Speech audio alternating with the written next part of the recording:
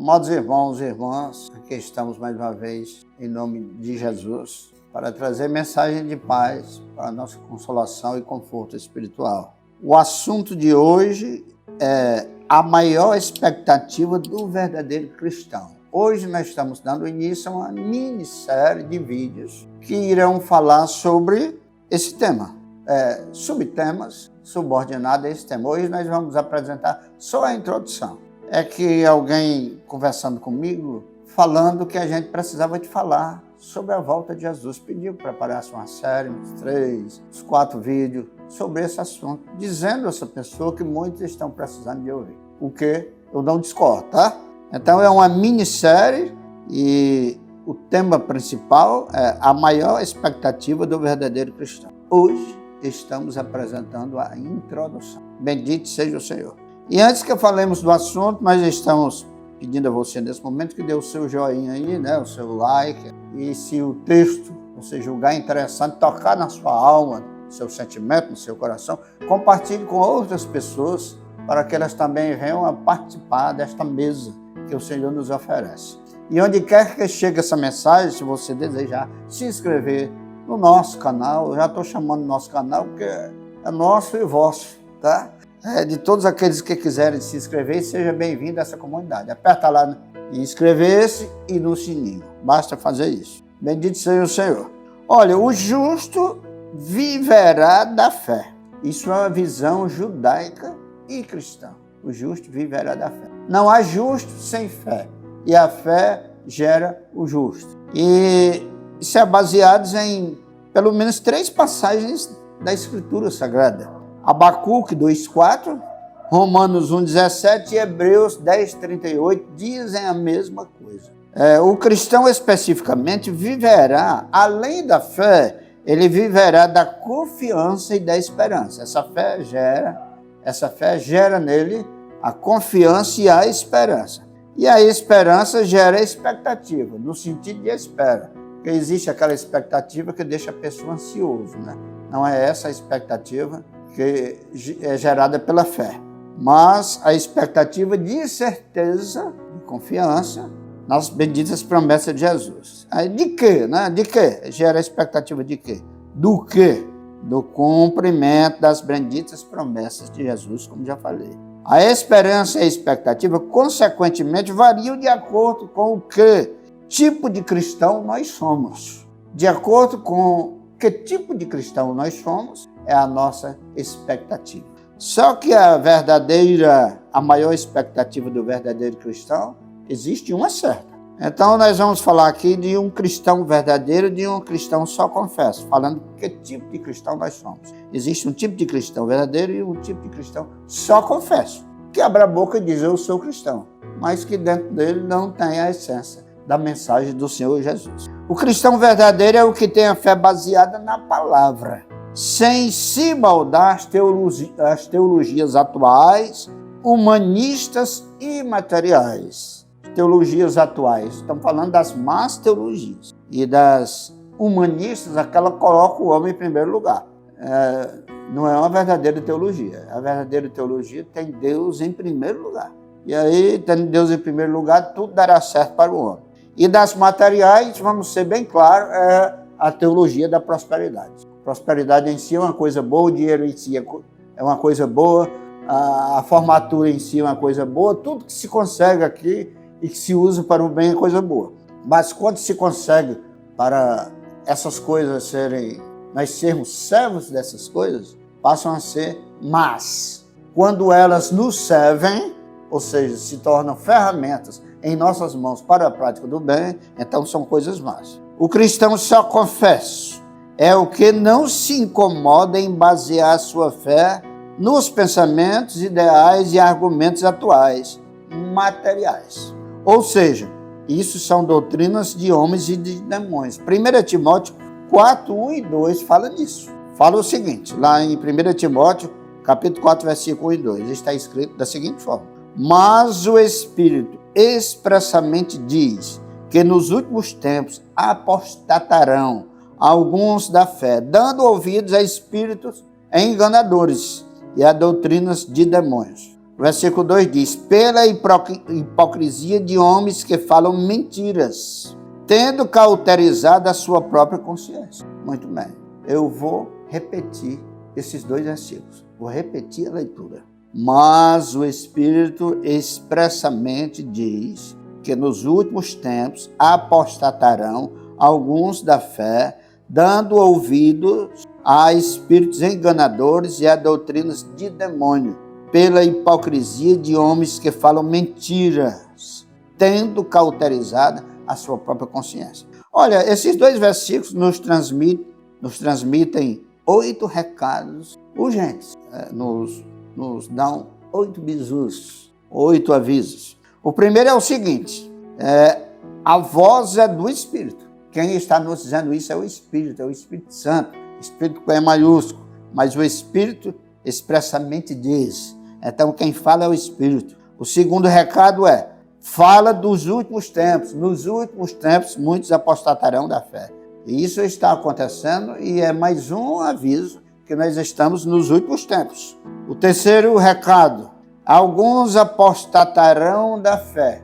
Apostatarão, a apostasia sai da fé, renega a fé, abandona a fé, vai para princípios humanos, para novidades. O quarto recado: mas darão ouvidos a espíritos enganadores.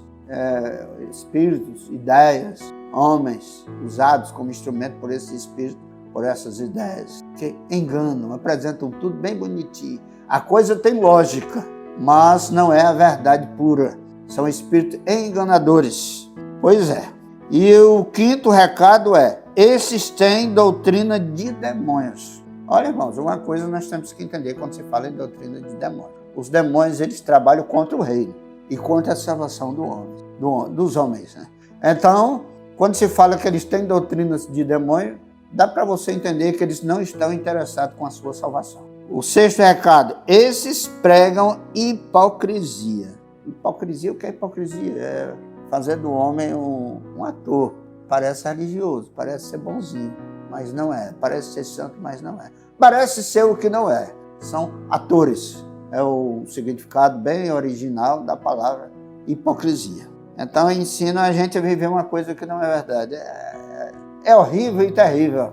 O sétimo aviso: são mentirosos. Pronto, é o resumo dos 2 últimos. São mentirosos. E o oitavo e último: tem mente cauterizada. Essa questão de cauterizar tem muitos sentidos, tem os sentidos literais originais, mas nesse contexto aqui, tem a mente calejada. Já mentiram tanto, já fizeram tanto errado que se inclui naquele fato. Uma mentira dita várias vezes parece que é verdade. Então eles se tornam assim. Eles têm a verdade deles, mas não têm a verdade de Cristo. Têm a mente cauterizada, são calejados e são insensíveis. Pois é. Então, outro tópico aqui: a maior expectativa do verdadeiro cristão. Nós vamos dizer aqui o que não é, depois nós vamos dizer o sim. Não é. Depois tem o sim é. No lugar de dizer sim é, nós vamos dizer sim. Tá? Então, a maior expectativa do verdadeiro cristão não é se formar, melhorar a condição profissional e financeira, ver o filho alcançar tudo isso também que os pais já alcançaram, casar-se, no caso, o filho, né? Dar-lhe neto, eu não quero que Jesus volte, não. Eu não quero que termine a história da humanidade, não. Eu quero que meu filho se forme como eu me formei, que ele compre a sua casa de praia, que ele compre o seu sítio, a sua chácara, que ele consiga um patamar financeiro alto como eu consegui. Meu Deus, só precisamos disso aqui enquanto estamos por aqui. Mas quando Jesus voltar, nós não vamos precisar de mais nada disso. Então, em primeiro lugar, que volte Jesus no tempo de Deus e que nós estejamos preparados, né? Todas essas coisas são boas. Se eu tivesse muito para fazer o bem. Mas a volta de Jesus não é só boa e nem só ótima. É excelente. Bendito seja o Senhor. E a maior expectativa do verdadeiro cristão é sim o quê? A salvação pela fé no tempo presente, que nós chamamos de justificação pela fé. E a Bíblia chama também. E o aguardo da volta de Jesus, quando todas as coisas serão restauradas, o que foi deformado, e tudo foi, né? Tudo foi deformado, então serão restauradas. E quando todos os anelos excelentes serão satisfeitos. Glória a Deus. Quando todos os anelos excelentes serão satisfeitos. Irmãos, de repente alguém pode me perguntar, o que é um anelo excelente? São os anelos que podem ser até inconscientes a nós. São aqueles gritos da nossa alma que muitas vezes nós nem entendemos. A nossa alma, lá no fundo do nosso espírito, quer as coisas superiores.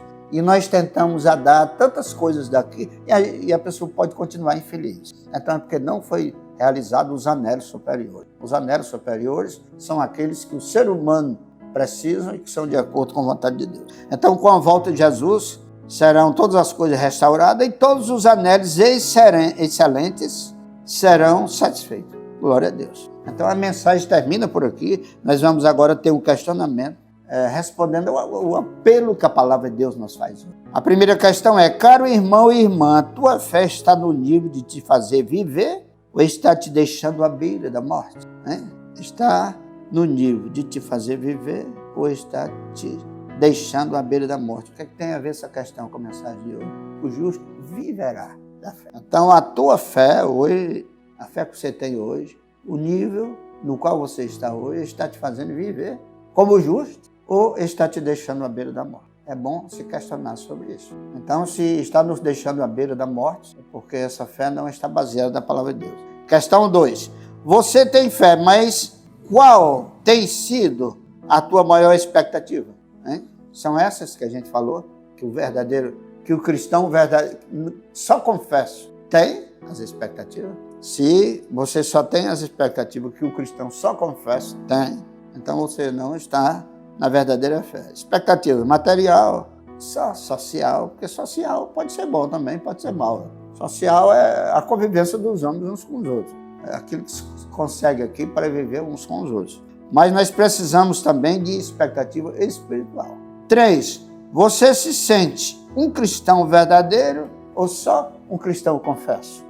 É preciso que você responda isso para você mesmo. O apóstolo Paulo, 2 vezes, na 1 aos Coríntios e outra vez na 2 aos Coríntios, ele manda a gente se examinar. Em 1 aos Coríntios é o contexto da Santa Ceia. E em 2 aos Coríntios ele é bem claro em dizer, examinar-os para ver se estáis na fé. Então, é baseado nessa passagem aí, que a gente pergunta se vocês se consideram cristão verdadeiro ou só confesso. E 4ª e última, como fugir dos falsos mestres? Porque uma coisa que tem desorganizado muita gente são os falsos mestres. São aqueles que não ensinam de acordo com a palavra de Deus.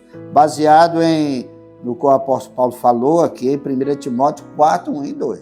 Já foi lido, já foi debatido aqui para os irmãos. Então, como fugir dos falsos mestres? É ler da Bíblia. E havia uma classe de irmãos, os bereanos, de Bereia, eles ouviam a pregação dos apóstolos nos primeiros dias, nas primeiras viagens missionárias, nas primeiras ações missionárias, e tinha os bereanos da Tessalônica, está em Atos 17, 11. Quem estuda a Bíblia sabe muito bem disso. E os da Tessalônica ouviam a pregação e no outro dia está dizendo, o pastor diz. Se fosse hoje aqui no Brasil, seria assim. Mas os da Tessalônica eram assim. E os bereanos, eles ouviam a pregação dos apóstolos sobre Jesus, sobre a salvação, e iam ver se o que eles tinham dito estava de acordo com os escritos hebraicos. Então, esses bereanos se tornaram mais nobres, cresceram mais, evoluíram mais. Então, que Deus em Cristo Jesus te abençoe, meu irmão, te abençoe, minha irmã, te esclareça, te ilumine. Para aqueles que estão enfermos hoje, para aqueles que estão enfrentando grande problema, em nome de Jesus, eu ministro uma bênção aqui, que o poder e a graça de Deus toque na tua vida, no teu coração, na tua causa, e te dê a paz. Em nome de Jesus.